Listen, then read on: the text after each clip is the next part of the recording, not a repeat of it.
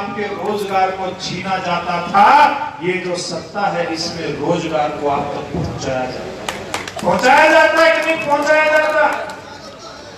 पहले कुछ लोग आपकी ठेकेदारी करते थे, आपकी नौकरियों की ठेकेदारी करते थे, आपकी बदलियों की ठेकेदारी करते थे, आपके विकास के कामों की ठेकेदारी करते थे, आपकी दूसरी सुख सुविधाओं की जो चिंता है उसकी ठेकेदारी करते थे।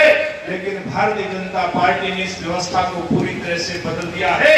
इसलिए मैं आपसे आग्रह करना चाहूंगा, आज तरह तरह के लारे और नारे इस चुनाव के अंदर दिए जाते हैं, आप लोगों को उसके झांसे में आने की जरूरत नहीं है। आप लोगों ने भारतीय जनता पार्टी का जो उम्मीदवार है योगेश्वर दत्त के रूप में भारतीय जनता पार्टी ने दिया है, जिसने भैंसवाड़ गांव का नाम भी रोशन किया, हरियाणा का नाम भी रोशन किया और देश का नाम भी रोशन किया। इस प्रकार का उम्मीदवार भारतीय जनता पार्टी ने आप लोगों को दिया है और आपने खुद योगेश्वर दत्त बन करके खुद मुख्यमंत्री मनोहर लाल जी का स्वरूप और नरेंद्र मोदी जी का स्वरूप धारण करके अपने गांव के एक एक बूथ और एक एक बूथ के एक एक घर में एक एक परिवार के सदस्य से मिलकर के सारी बातें सामने रखनी है। और एक बात और मैं कह करके अपनी बात को समाप्त करूंगा।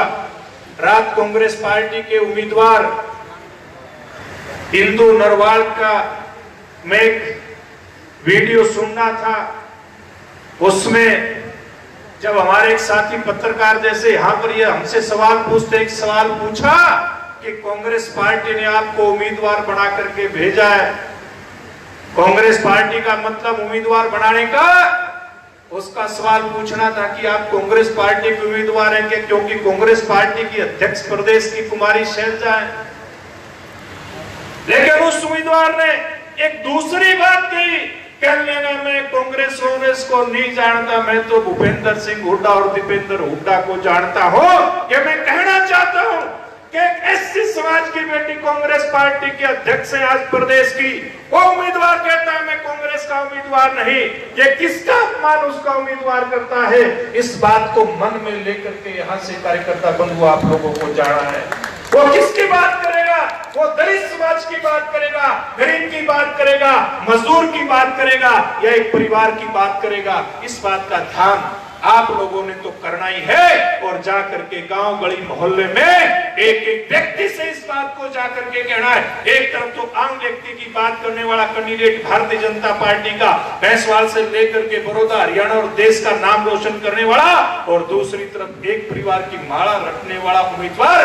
आज फर्क दोनों में आप लोगों को महसूस करके और लोगों तक बात लेकर के जानी है।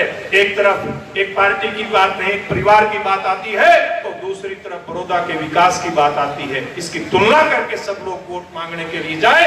मैं ज्यादा समय ना लेकर के आप सब लोगों से ये कहना चाहूंगा, आप आम आदमी यहाँ पर उपस्थित नहीं है, भारतीय जनता पार्टी का कार्यकर्ता यहाँ पर उपस्थित है। आज आप एक कार्यकर्ता के रूप में जो उपस्थित है, 10-10 कार्यकर्ता अपने साथ जोड़ करके क्या संकल्प लेकर के जाएंगे कि जब तक 3 तारीख को अपने आसपास का एक एक वोट भारतीय जनता पार्टी की कमल के सामने का बटन दबा करके डलवा नहीं देते, तब तक चैन से नहीं बैठेंगे। मैं संकल्प के रूप में आपसे एक नारा चाहूंगा, भारत माता का जोरदार नारा लगाएंगे तो मैं समझता हूं आप संकल्प लेकर के जाएंगे। और अपनी बात समाप्त करूंगा, भारत माता की, थोड़ा और जोर लगाओ भाई, भारत माता की। बहुत बहुत धन्यवाद।